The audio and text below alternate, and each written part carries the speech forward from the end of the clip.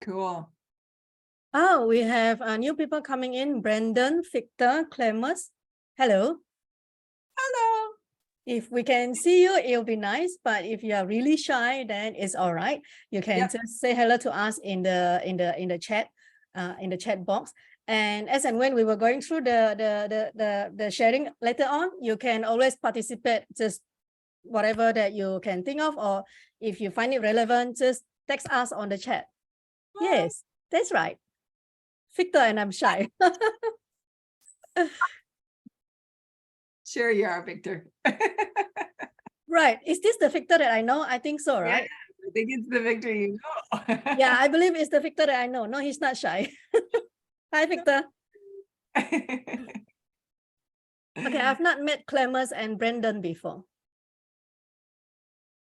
Hi, good evening. Sorry. Yeah, actually, I'm invited by Ariel, so I just joined. Yeah, hi. Sorry, I didn't show my video because I'm actually driving. So please excuse You're me. fine. You're fine. Yeah. I'm not like picky people about videos, so I don't care. Awesome. Okay. Thank you so much. Yeah. Yeah. All right, we're gonna get started because we're 4 minutes late already. So so I'm just gonna make sure that everybody's muted. Whoops. Yep. And unfortunately now I need to oh yeah. Rainy, you need to unmute yourself. Oh, okay. Since when am I muted? No, sorry, because I forgot to put you on co-host, so then I muted everybody, including you. Okay. Whoops. All right.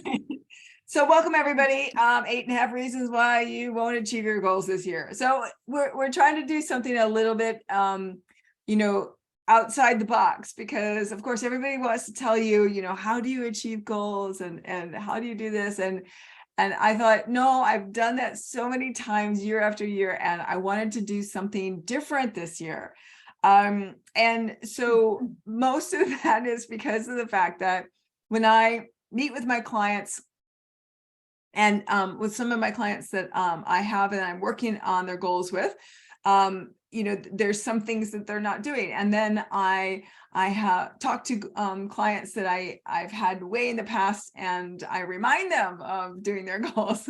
So these are the things that often come up for both Rainey and I when we're dealing with coaching clients, and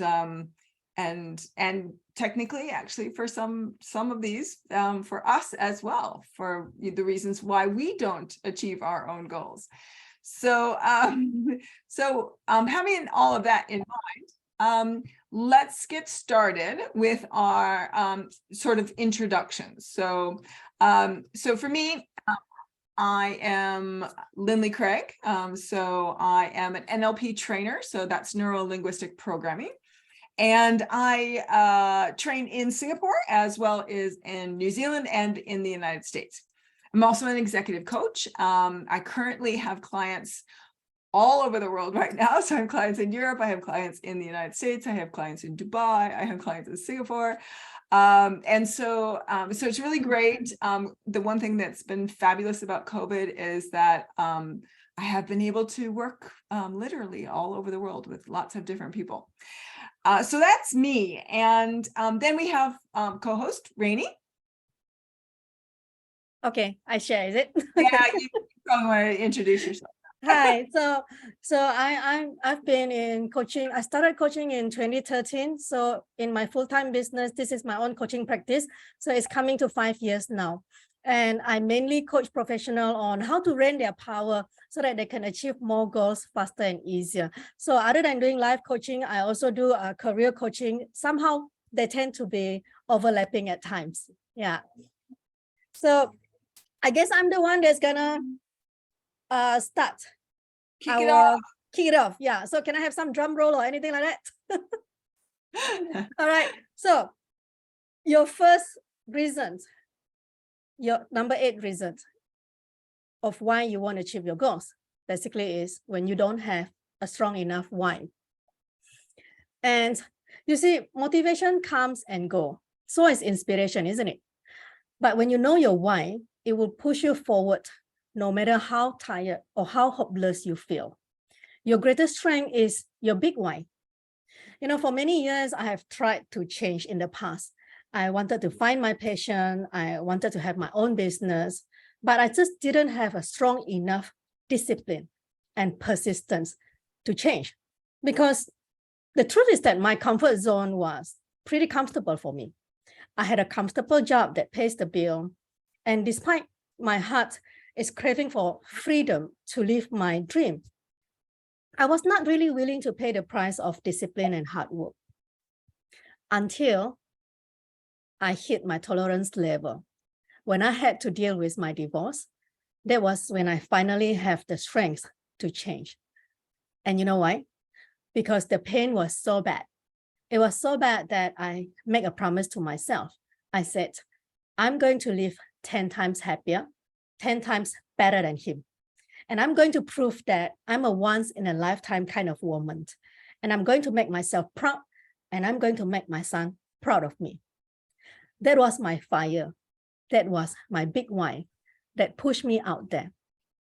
It is also the reason that gave me that courage and that strength to face my fear and to do things that I didn't know that I could do.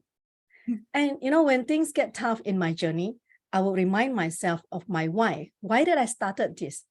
And I knew I cannot fail. And that's how I get here, speaking in front of you. So I have a good news for you.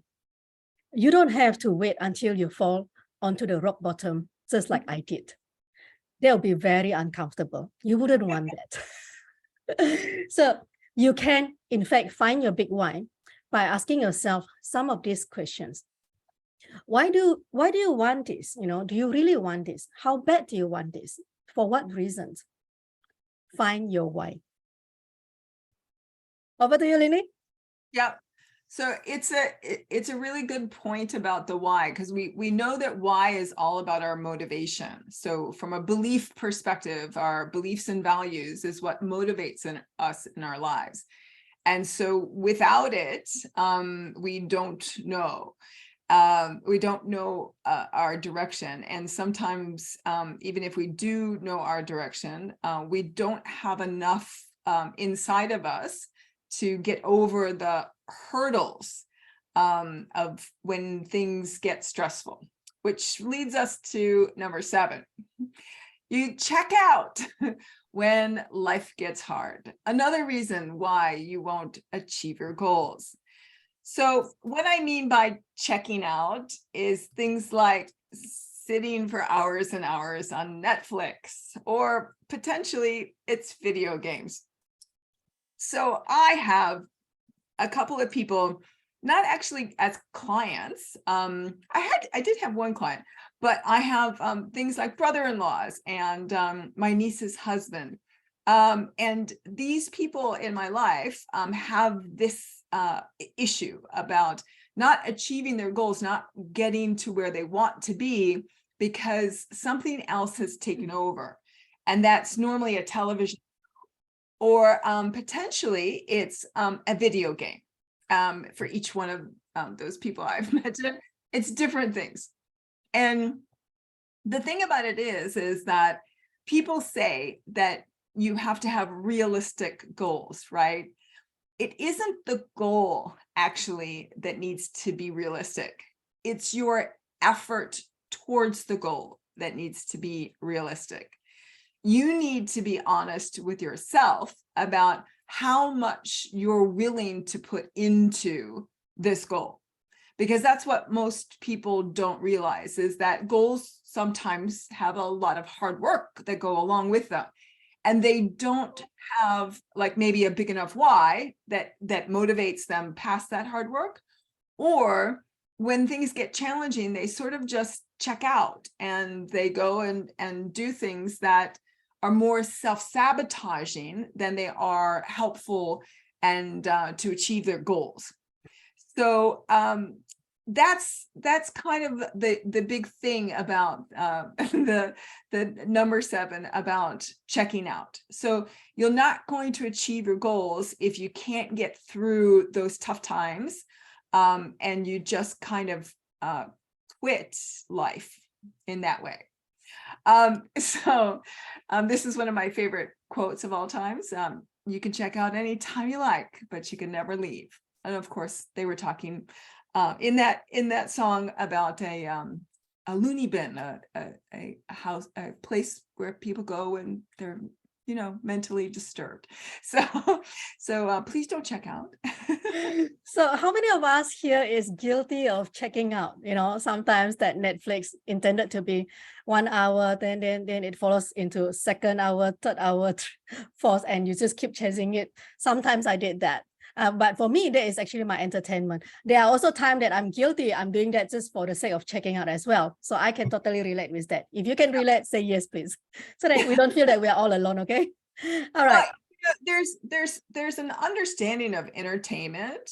And when I have an understanding of entertainment where somebody might watch a television show at night, but when somebody sits there and tells me they've watched an entire series, like 24 episodes or something like that in a day, that's that's checking out.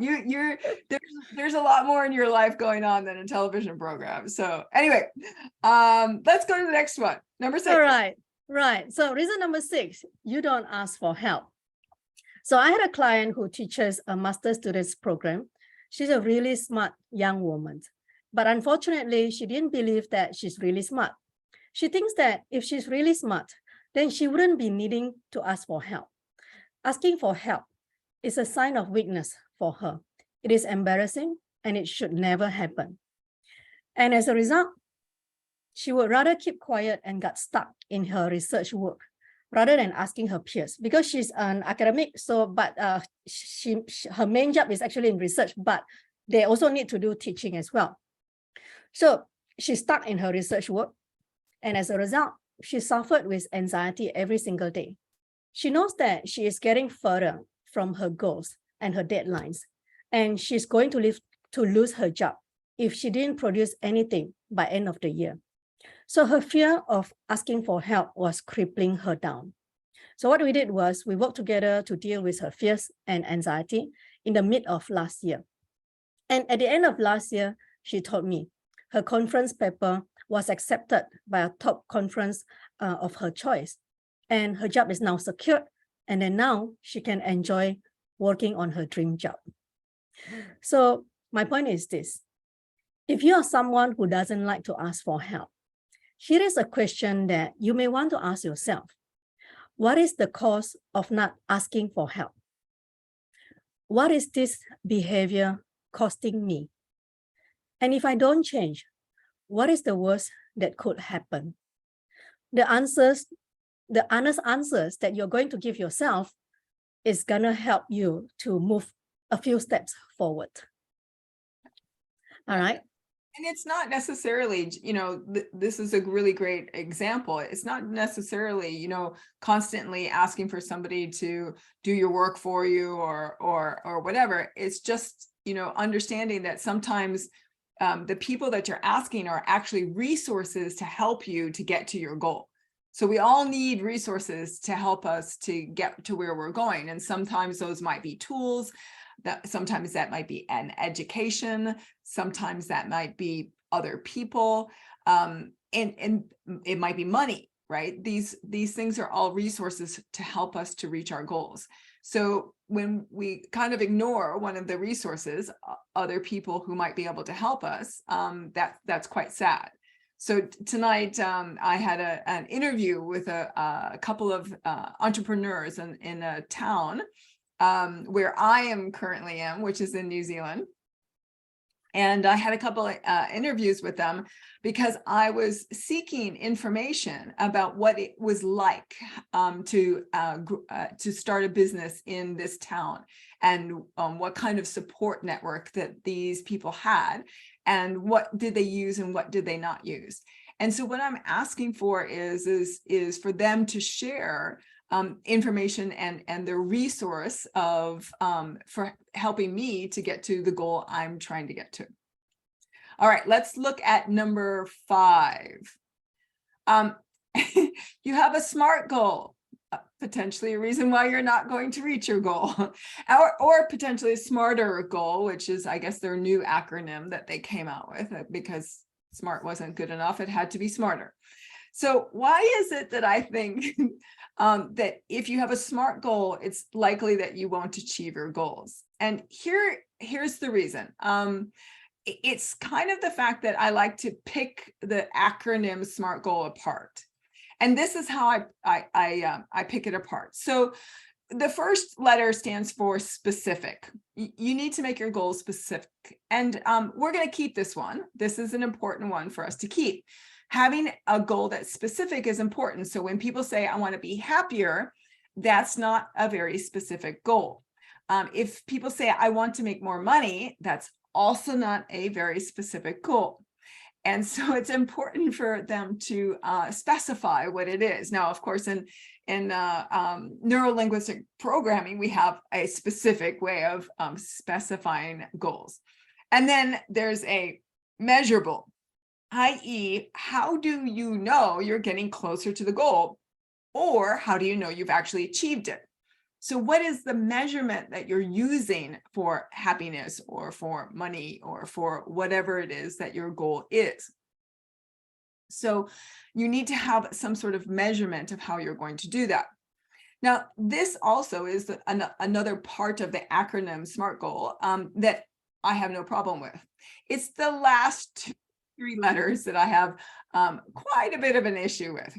And what these 3 letters are is, one of them is achievable. A is for achievable.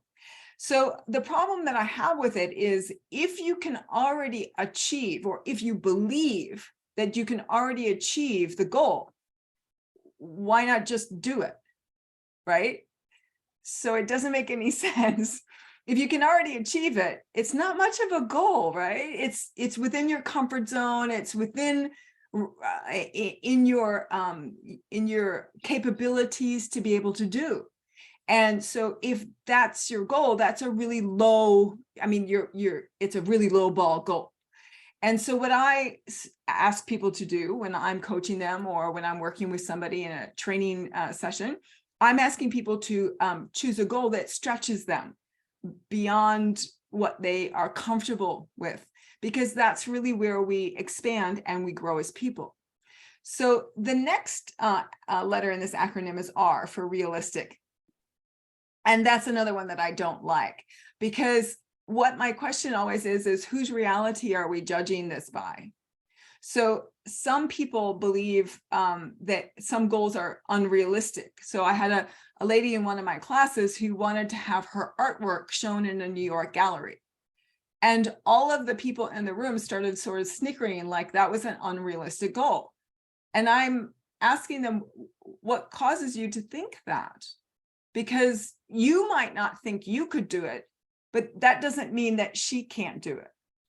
And so that unrealistic goal was actually put to quite the test, because she did have her artwork shown in a New York gallery. And it wasn't the way she really intended it to be. It was like on little cards, and it was in the New York Gallery gift shop. But her artwork was actually shown in a New York art gallery, and it was a step towards where she ultimately wanted to be. Everybody in the room thought she would never ever be able to get there in the first place. So that's a really important understanding. Whose reality are we judging the goal by? And just like achievable, you want to be able to push yourself beyond your comfort zone, or you're not really getting yourself to grow. And then the last one is time bound. And the reason why I don't like time bound goals is because this sort of ignores the fact that there are different types of goals. So we have task related goals, we have project related goals, and we have habit related goals. So a lot of people are developing a habit related goal, like they want to lose weight or be healthier or something like this. And it's something that they want to do for the rest of their lives, not just by like September 25th because they have a wedding to go to. They want to have a skinnier body, or they want to be healthier and fit, but they don't want to do so just this year. They want to do so every year. That's a habit goal. There's no time associated with that. That's a constant and consistency type of goal. And so therefore we have to approach it differently than we would approach something like a project goal, where we need to have a project done by a certain time. Does that make sense to everybody? Hope so. Cool. All right. So that's really why I think if you create a SMART goal, there's a really good chance that you're not going to achieve your goal, because if you achieve it and it's achievable, you probably could have already done it in the first place. So it wasn't really stretching you, and that you made it realistic, and you might have made it time bound, but I don't know. Anyway, so personally, I use a flow goal. That's what I use for myself, my clients, and I do this every year. So flow goals are based on a timing or a kind of an overall scale of a goal. So understanding where you are at different points in a goal. So there isn't just a black and white, either you achieved it or you didn't. So there's a scale of a goal. So even I think Rainey has gone through the flow goal process this year. She wanted to shoot me, but it's okay. Right. So well, as usual, Lindley is the one who always challenged me as my coach, right? So I needed to do my goal as well, as much as I'm pushing my clients to do their goals. So this time round, I had to do this flow goal. And I'm telling you guys, if you feel that the SMART goal is tough, the flow goal is a lot tougher. When I was doing it, I feel like I just want to, it was just very challenging for me, right? I have to use a lot of really getting in touch with my mental, my mind, and my emotion, and just get into that space to get the exercise done. So the process was very tough, but once I get through that, right, at the end of it, right, when I look at my flow goal, right, I can feel a surge of inspiration, excitement, and it just feels very empowering. And I'm like, oh my God, this is amazing. So I was telling Lina, I said, I really feel like cursing and swearing, but now I know. The world out. Right. So Lindy has always been, to me, she's my badass coach. She's never easy. She's really tough. So she's not for everybody, but I guess that's why I like her. All right, continue, Lindy. She's definitely not for everybody. She's a bit of a challenger. Yep. Okay, so flow goal. If anybody wants to know about the flow goal, my details will be out at the end of the program, so you can get in touch with me if you are interested in learning more about how to do it. I have a very simple version of it that is like a PDF version of it, or you can do it as a one-on-one coaching sessions. So here we go. So the next one, we are number 4. So your goals aren't in your awareness. So I think this is quite an interesting one, because this one came up with a lot of my clients when they have gotten off track for one reason or another. So I'm going to tell you about a particular client. Let's call him John. And John was talking to me because of the fact that we ended up having to change focus. John was working with me about his business and about his life in general. He had lots of things going on with his private life, but then he also had this business that he was running, and multiple businesses, not just one. So there was a lot going on, and we did flow goals to help him to get on track. Now, we had to switch focus quite radically because he had a health scare. And so we had to pivot in the direction of the health scare. And so when we got to start working together again, after he took some time off from coaching just to focus on that health part and work with his doctors on that, he got back with me, and we were just having this conversation just before Christmas, about the fact that he pulled out his flow goal and he was looking at his business, and it was the most important one of the businesses. And he looked at it and he realized where he was on this sort of continuum of his flow goal for that business. And he was kind of disappointed when he was reading this one section, because it was it was a bit lower than he wanted to be on the continuum. And then he started reading where he could be instead, and what he originally inked down, what he originally wrote down for these goals, for that particular business. And you could see that inspiration, you could see that motivation start firing up.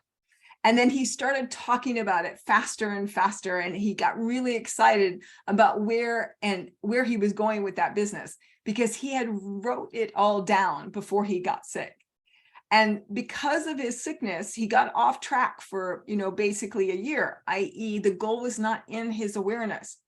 And by having that flow goal back, he got his awareness all back again.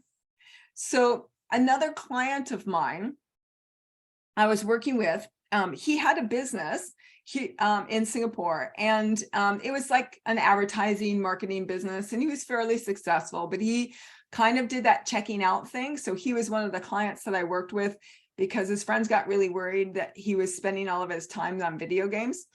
Not so good. And so I started working with him, and he had mentioned just casually that he had this idea about starting a health retreat. And so I did this process that we call in NLP the Disney process. And it's a way of, it's a planning process, and it's a way of getting out ideas about a particular, or getting out a plan about a particular idea. And so we detailed his dream and then the strategy he was going to take to get to this dream of this health retreat. And so after we stopped working together as a coach and a client, we kept in touch via text, because he had left Singapore and he had gone back and was living in Europe. And about 18 months, 2 years after it was that he and I stopped coaching, he sent me, this Christmas card, via WhatsApp, and there it was, a picture of his health retreat. So he had taken it and built it and created it from his dream. Now, the thing about it, before we were working together, it was just up here. It was spinning around and around in his mind. But when he actually made himself aware of not only the dream and the strategy to get there, that's when he actually started to achieve the goal. So awareness is a really big key to keep yourself aware of your goals, not just when you wrote them, but every week, every month, every quarter, every year. So this is a really great quote from Bruce Lee. A goal is not always meant to be reached. It's often simply something to aim at. Because as we all know, life changes, and sometimes our goals have to pivot. And so it's really important for you to always have them, because they are someplace to aim. All right, next. All right, my turn. So number 3, the number 3 reasons is your goals aren't a priority. So I had a session yesterday with my client, and the first thing that she said to me when she saw me is like, Rainy, there are so many things that I want to achieve. How can I do this? I have so many goals in many areas of my life. And by the time I finished listing down all of my action plan, all of my goals, I feel so overwhelmed and I couldn't follow through. Sounds familiar? If yes, type in the chat box so that we know who you are, right? And we got that. We all know that, because there's so many things that we want in life, but we are just too busy. We have so many commitments. But here's what I want to share with you. When everything is important, nothing gets done. Would you agree that this is the truth? So if we want to succeed, you have to choose, what are your top 3 priorities for this year? So look at this. Would you agree that in some way our resources are limited? Perhaps you have a lot of money, but some people may have a limited money.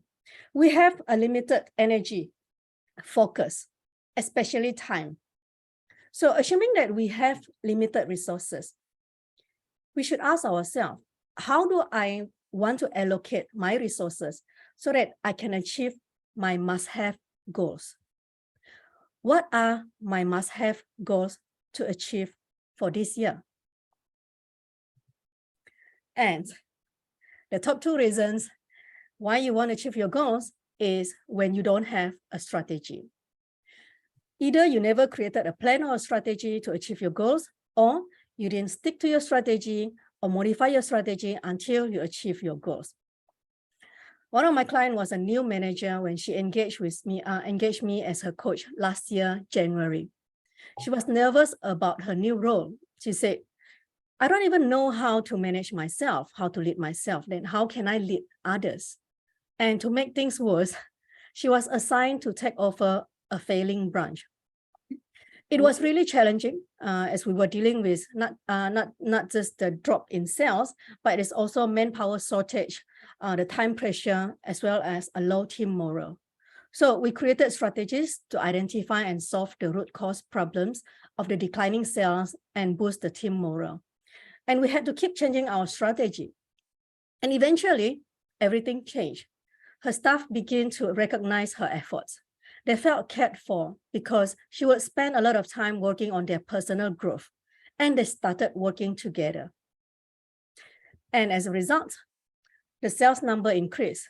Under her leadership, the team managed to not just hit the sales target for the current terms, she's in education, by the way, but also recovered the deficit that is incurred from the last 2 terms.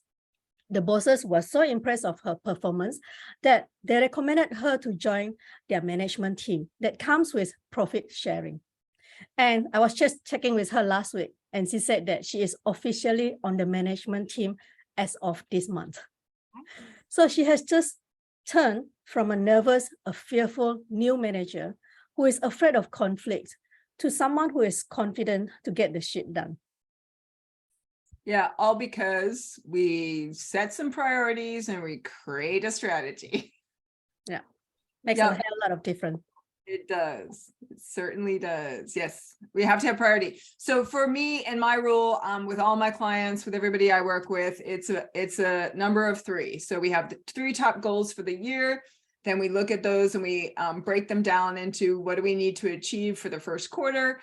And those are 3 things that we need to achieve for the first quarter. And then we need to look at January and we say, what are the 3 things that we need to achieve for January? And then what's 3 things that we need to achieve for this week? And then what are the 3 things that we need to achieve this day? So, so for me, I do that religiously. So I have a guide sheet here, and this is my 1-pager. And my 1-pager basically has Wednesday's top 3, right? Or Thursday's top 3, or Friday's top 3. And every single day, those things need to be done first before anything else gets done. That's my top 3 priorities. And then I have another book that's sitting here behind me. And that book is all about what are my top 3 goals for the month and what are the quarters. So again, going back to my point about awareness, this is how I keep myself aware, because I'm a very visually based person. So I need to see it. I really do. I need to see it, because if I don't see it, it just goes away, just completely goes away. Anyway, all right. Number 1 reason why you aren't going to achieve your goals this year, you aren't accountable to anyone. So my most successful year that I've ever had was when I had a mastermind group. And so when that group got together, we did our goal setting together. In fact, not only did we do our goal setting together, we took 3 days out of our work schedule. We booked ourselves into a hotel room in Singapore, and not just any hotel room. We looked for the one that had the best executive lounge. And we stayed in the executive lounge all day for 3 days and ate all the little nibbles and drank all the little drinks. And we stayed there for 3 days and did nothing but write our goals. And then we chatted with each other and bounced each other off ideas and things like that. But the biggest part is that each one of us sat there and challenged each other.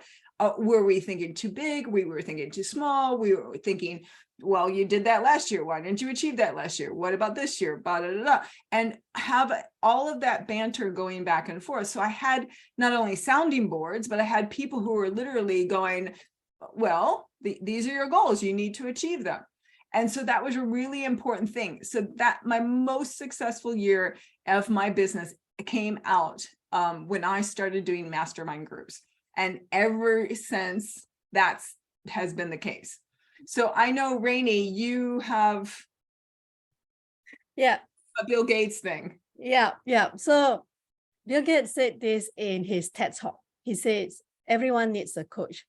And I believe that every coaches needs a coach as well. And I have my own coach. Working with my coach has made me a much more effective coach for my clients because I get constant feedback. And I can't get away with my excuses because, Lindley will challenge me and just kick my butt out of my stories, right? And I doubled my income last year and I raised my fees twice. So I know there are some of you here who didn't say yes last year. So if you were coming back again this time around, you will see the difference. So, and that is really why I keep working with my coach, because it has always been allowing me to achieve my goals so much easier and faster. So, well, it also us, keeps you up, most wait, it important. also keeps you up with inflation, right? Because you only raised your fees just so you can keep up with inflation, because otherwise you'd actually technically be making less money than last year. So anyway, so the thing about it is whether you get a coach, a mentor, an accountability partner, a mastermind group, use your friends, your partner, your spouse, whatever it is, you need somebody to bounce ideas off. You need somebody who's going to hold you accountable, who's going to call you out when you start doing stupid things, when you make stupid excuses, all these kinds of things. We need somebody to call us out. Now, there are a very small number of people who don't actually need anyone. So they're so goal oriented. They're so mindset is so attuned to accomplishing things and being like that they're going to drive themselves to their goal all by themselves. And for them, they actually wouldn't tell anybody anyway, because their achievement of their goal is their own little personal reward. It's not to brag to other people or whatever it is, but they have their own sense of direction, motivation, whatever. It's like this little tiny small percentage of people in the world.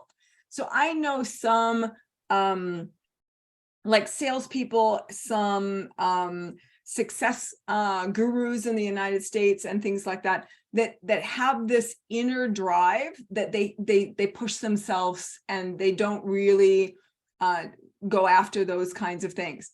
The one thing they do though is they always have someone that's a partner or something like that to bounce ideas off. So that's typically true of most successful people. So I know Bill Gates and a lot of senior executives all have, coaches. Tony Robbins is now like the CEO, whisperer, and he does a lot of coaching for executives in the United States and other places. So if you ever want to coach, obviously Rainey's one and I'm one. And but at minimum, find a mentor, accountability partner, something to help you out. Okay. And just one thing to add on, if you were to choose a friend, right, then make sure that friend is really reliable and someone who is super committed. Because what I noticed from even among my peers, right, there are people who just we call it like peer coaching. But the thing with peer coaching, so peer coaching is basically there's no money transaction. So you agree with your buddy that hey, let's keep each other accountable. At the start of it, usually it's good. And then as they continue to go into the journey, right, after 1 or 2 months, right, then you start to see the drop in the performance. Why? Because everybody gets busy and their own priority takes the first place. So because there's no pain in the game, it's like based on voluntary basis. When I'm free, when you're free, let's meet. Let's keep each other accountable. So that is very dangerous and it may not work. So just pay attention to that. Extremely true. My masterminding group and we met every Monday morning at 8 a.m. On a Zoom call, and whoever showed, and that was really great. But technically speaking, we had almost there's 52 weeks in the year, we probably had at least 45 calls every year. So it worked pretty well for us. Cool. All right. And the half. You've never inked your goals. All right. So this is pretty obvious, right? If you never wrote your goals down, you never put them down on paper, you never actually did anything with them, you obviously won't achieve them, right? And so there's a lot of stats out there about goal achievement and things like that. And this is like, the very basic one, right? Is if you don't write them down, if you don't actually put them into some sort of plan or strategy, you're not gonna get them. So I was having a discussion with a client actually just last night, and he and his wife are in a very fortunate situation. They both have a lot of different job opportunities available to them. They have 3 different places in the world that they could live. They have, in all of those different places, they have wonderful schooling systems for their child. And they are in this situation where they can't make a decision about which opportunity they want to go and follow. And I made a comment about the fact that it's probably the reason that they can't make that decision is because they aren't making the decision based on which of the choices meets their goals and which of the choices meets their values, i.e., what is the most important thing to them? So going back to Rainey's why, like, what is it that's really important to you? And what is important to you as a family? So is living in a place that has a lot of outdoor and nature and things like that important to you? Or is having a particular type of school system important to you? And which one is the most important for the whole family?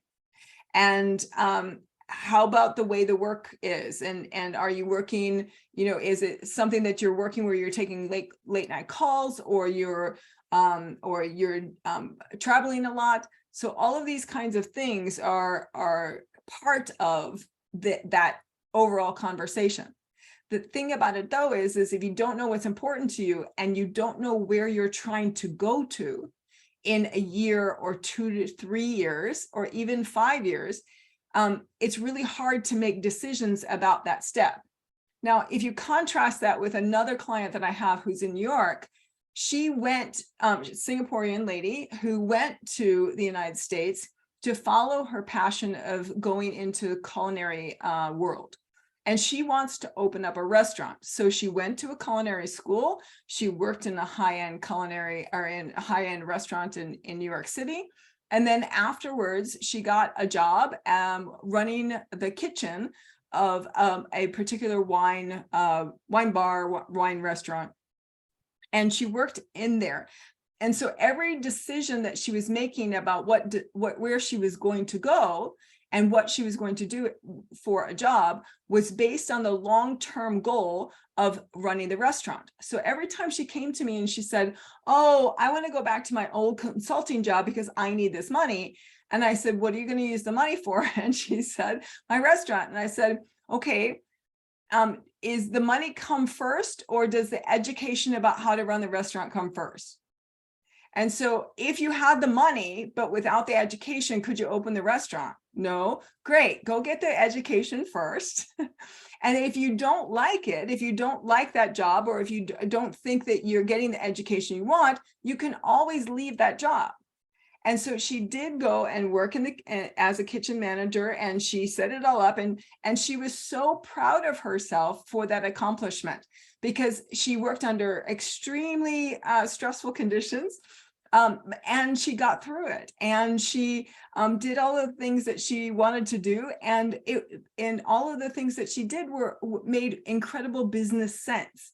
And so now she's in another opportunity where she can make another decision about where she wants to go next, all with an understanding of what's important to her having the ability to eventually open that restaurant. So that's an extremely important thing to understand. Having values and having goals helps you to make choices in life. So if you are making your goals and you have already inked them, then you have to understand that you're a very small percentage of the population, because most people don't write down their goals, let alone for themselves, let alone for their families. So you're part of a very elite crowd if you do. And if you write them like Rainey and I do, then you're part of even a more elite crowd, because we know that if you look at successful businesses, right, there's not a single successful business in the world that does not work without goals and a strategy. And so I still don't understand why people don't think that they can't, that they can run their lives, or they run their families, or they run, you know, their community, or their volunteer work at their church or whatever, without an understanding of goals and strategy. So it just dumbfounds me. I have no idea why. So this is our half, because it's kind of, you know, yeah. A man without a goal is like a ship without a rudder. You're not gonna go very far. All right, and this is us. So if you have any questions about goal setting, or if you have any questions about what we talked about tonight, this is where you can get a hold of us. So if you want to know, I know somebody put in there, they wanted to know and hear more about the flow goal. Absolutely, get in touch with me. And so NLP, Lindley at nlpasingapore.com. And that's where you can get a hold of me. So if you wanted to know anything more about the flow goal, I didn't want to, I've done the flow goal presentation before, and I didn't want to repeat it. We wanted to do something different. So this is what we decided to do. So does anybody have any questions that we can answer? Everyone ready? Have set their goals? Yeah. Hey, let us know in the chat box. Have you actually set your goals this year? Come on, don't be shy. Have you? Yay. Wow, Go, Andrew. good job. Yay, Vern. Kind of. Victor. It's time to ink it. Victor, you even know the flow goal system. What in the hell, man? I have a short memory. You have a short memory. Okay. You need a kick in the butt. Yeah. Yeah. I'll give you a kick in that butt, Victor. Brendan, what does it mean? In a way, yes. I don't get it. Is it Kinda. sometimes? Yeah, sometimes I mean the usual goals, yes. I think in the events where there's some procrastination and you really want to up level on that, but still sitting on it at times, like you say, the comfort zones, right? Yeah. So Brandon, do you have an achievable goal that's like a SMART goal? yeah, that's right. So you may tend to lowball the goal. I mean, so it's kind of like, you know, just want to get something out to do something different. So yep. So in a way, yes. So I've put in something else, like for example, changing a totally new job just end of last year. So it's kind of a breakthrough for me. Wow, Being 18 years, being 18 years in the previous industry. Wow. So amazing. right. Yeah, that's right. So something I changed. Yeah. So in a way, yes. So moving towards the SMART goal, yes. Awesome. Good Well, job. move away from SMART and into flow. We like Right. flow. You gotta flow with your goals. Really gotta flow. Yes. Thank you. All right. All right. So it looks like we have a couple of people who have inked their goals. And I hope those of you who have inked your goals, you have a top 3 priority for the year. So for me, when I do my top 3 priority, there's one that's always sort of work related. And then there's one that's normally me related, i.e. Health and fitness kind of related. And then there's always a third one that is another one, right? So that could be a finance goal, that could be a friends and family kind of goal. It could be education or something like that. Anything, but top 3 goals. So hopefully everybody has a priority list. Cool. Oh, good. Awesome. Fabulous. Well, thank you very much, everyone, for joining us tonight. Everybody will receive the video, this recording of this video. So if anybody wants to rewatch it, and if you want to share it, please go ahead and share it. I don't think either one of us have a problem with that. Our information is on here, as we said. Is there anything else that you want to add, Rainey? Nope, I think we're good. So just Awesome. if you ever feel like procrastinating, just ask yourself, what is the first 3 steps that I can start doing now? Just that first 3 steps. At the very least of it, if you just do that first 3 steps, it will start building your momentum, because we all know, right? The starting is always the hardest, but once you get started, it's usually easier to sustain that momentum. Yeah, absolutely. Totally agree. I have a question. Yes. Okay, Sexy voice. so I'm a coach myself, right? Yep. You see, when I help clients to get them to where they want to be in terms of health and fitness, that's fine. All right. Yeah. I would kick them in the butt when they start to procrastinate. Right. But when it comes to myself, I tend to procrastinate a lot. Right. In a way, I sort of betray myself in terms of even when I look back at my goals. Mhm. Yeah. So it's still something that I'm working on as well. Yep. Yeah. So can I ask you a couple questions? Yeah, sure. Awesome. Do you typically believe that you have any problem with anxiety? Yes. Okay. And the reason why I already knew the answer to that question is because anxiety and procrastination are definitely linked, right? So what we know about procrastination and anxiety is that when we have I don't know what kind of coach you are, so I'm just gonna use a little bit of a jargon here for a second. When we have too much of an away from goal, i.e., we're trying to get away from something, and we don't have enough toward goals where we're trying to get towards something.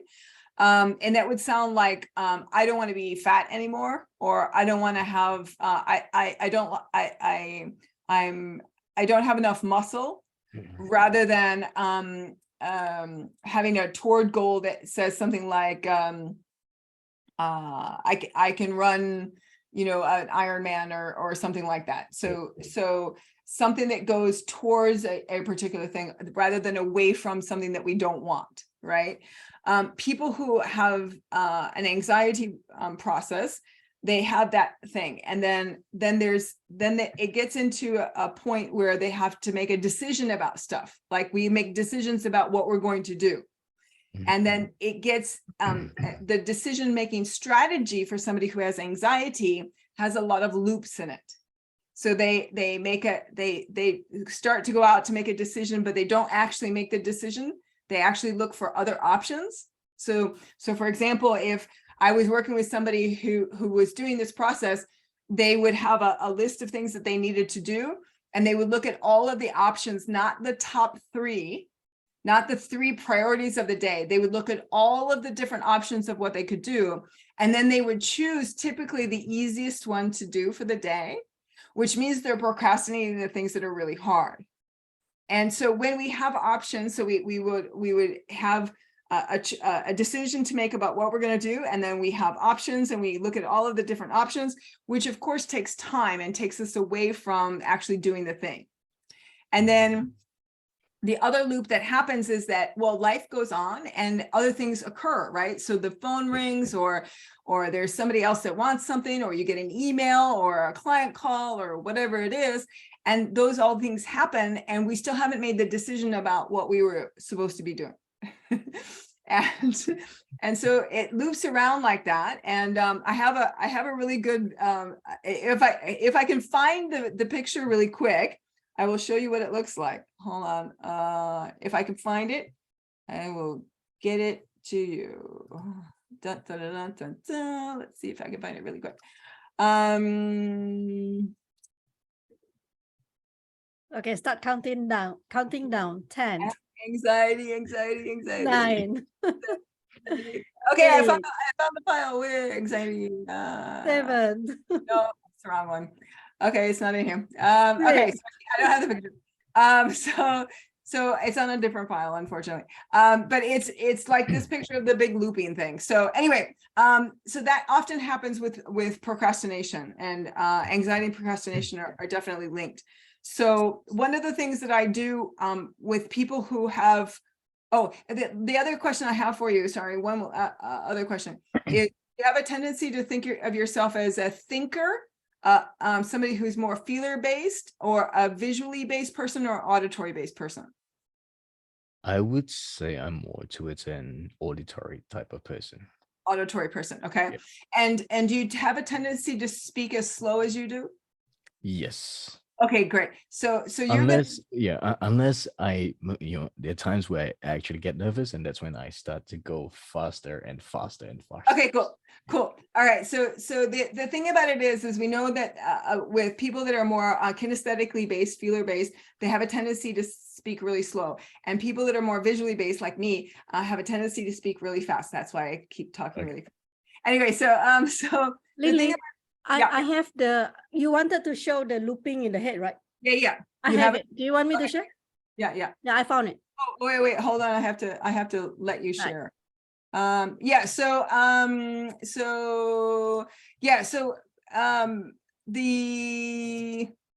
the kinesthetic thing is do you ever make decisions about, yep, that's, keep going, so see, there's a decision that you need to make, and then we see other options. Yeah, and then we go, and then time keeps going by, and there's other tasks to be done. And then we then second guess whether we make the decision, and then, yep, and that's that one. And then the next one shows you what it looks like in your brain, which is all of these things happen, not just with one thing, but lots of things. Thank you, Rainey. That's Okay. it. So anyway, so if you're more feeler based, you have a tendency to base your decision on what you do based on how you feel, rather than actually just doing it. So one of the things that I find with clients, especially people that are doing health and fitness things, is I like to follow what my husband does. So when he gets up in the morning, I ask him, how do you motivate yourself to go to the gym? And he said, what do you mean? And I said, well, what do you say to yourself, or what do you, because you go to the gym like consistently every single day. And he's like, well, I don't think about it. I'm like, okay. And I said, well, so how do you go? And he's like, well, it's time to go. It's just go. So he doesn't think about it. He doesn't feel anything. He just does it. Right. And so he stops the entire process of ever getting into procrastination, because he just does it. And that's it. So, yeah. That's interesting.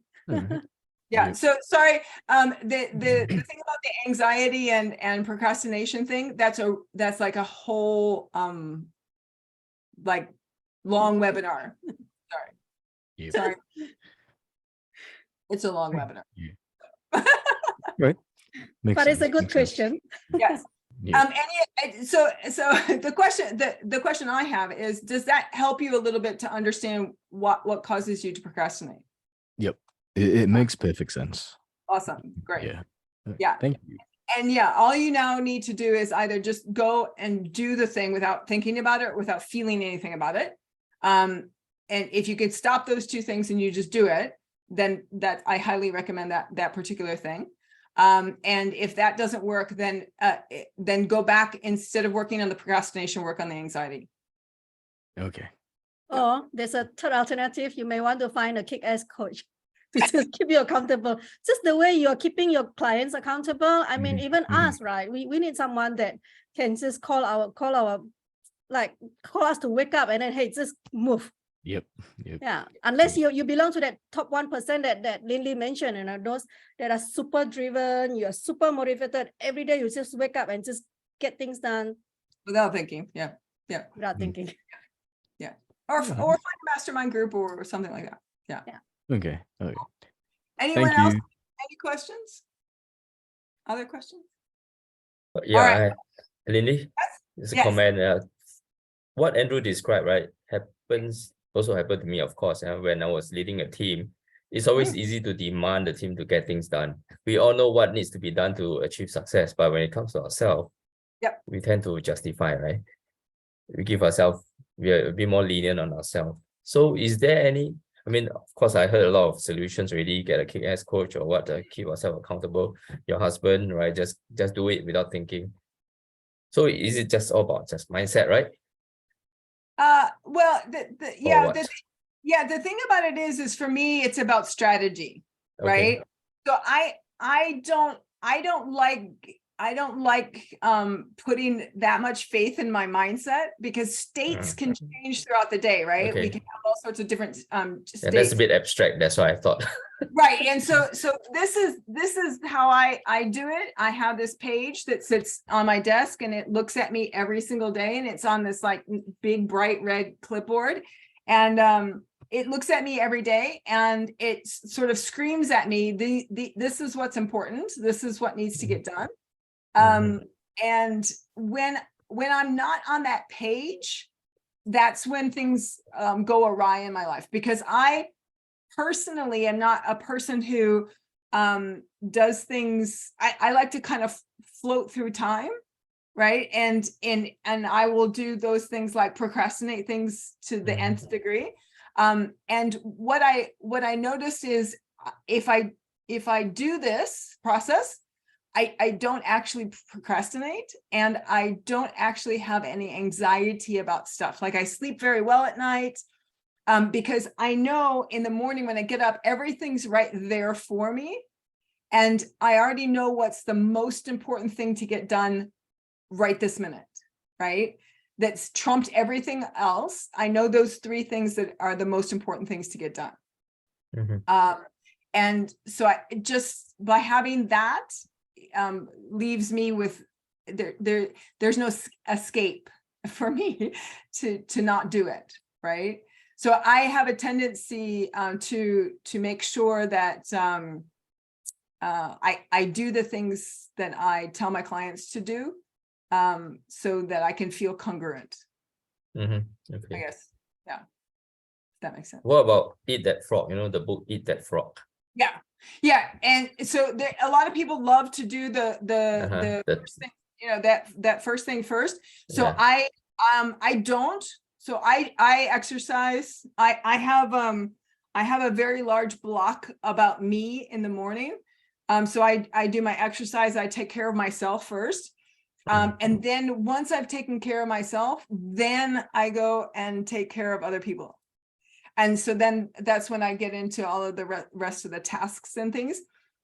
So typically, one other thing about that, you want to typically want to do work that is more creative later in the day, in the afternoons rather than in the mornings. You want to do more analytical work in the mornings rather than in the afternoons.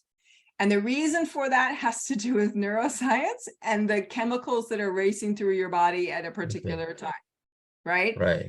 So, and so that's one of the things that if you have a creative frog that you needed to do, probably not doing that frog in the morning is a good thing. Doing that frog in the afternoon is a good thing, because your creative juices will flow better.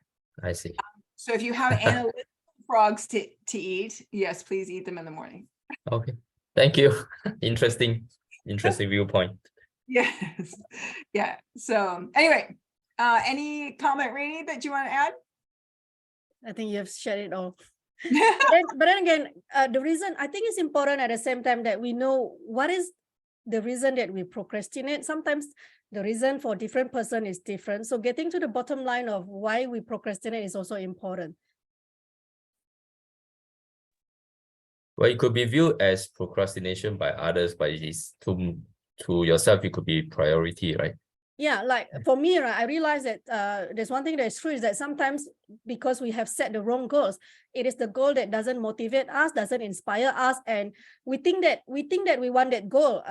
We think that is our goal, and the truth is that maybe that's because somebody else tells us to have that goal, or the society tells us that that goal is really good, so we must have that. But when we get to know ourselves better, then we realize that actually no, the truth is that I don't want this, I want that. So Yeah. getting to know ourselves is important as well. And Leonard, you're correct. Oftentimes in an organization, there's somebody who's giving you lots of priorities. And it's amazing how everybody has a priority for you that they all think is the number one priority for you. And it's not necessarily your priority for your own work, for your own development, right? And so that's something that needs to be negotiated and needs to be worked with, because that often happens in organizations where a number of different stakeholders that are interacting with a particular person in an organization, they all have their own game plan. And oftentimes those game plans don't overlap, so that, So I have heard this so many times about people that they get so frustrated because everybody is telling them that this is the number one priority, and it's like 6 or 7 different people, right? And they're all meant to be putting one thing ahead of everybody else's thing. And they're all jockeying for position and what have you. And again, at the end of the day, the person has to, you have to live with yourself. So what's going to be the thing that is going to work for you in your own role and your own goal, and making those decisions for yourself, and then trying to communicate those decisions, because as you rightfully said, other people are going to look at it like you're procrastinating work, right? You're not, you're prioritizing. So yeah, good point. Thank you. Yeah. Thanks Cool. for clarifying. Yeah. All right, thank you very much, everyone. It's 1 o'clock in the morning here, so I am going to bed. Thank you so much, Lin-Li. I know you're trying to stay awake. Wow. so Thank much. you. Thank you. I'm awake. I'm Thank still awake. you. Good job. Thanks, Lin-Li. Thank you, everybody. See you around. Okay. Bye-bye. Yeah. Bye-bye. See you.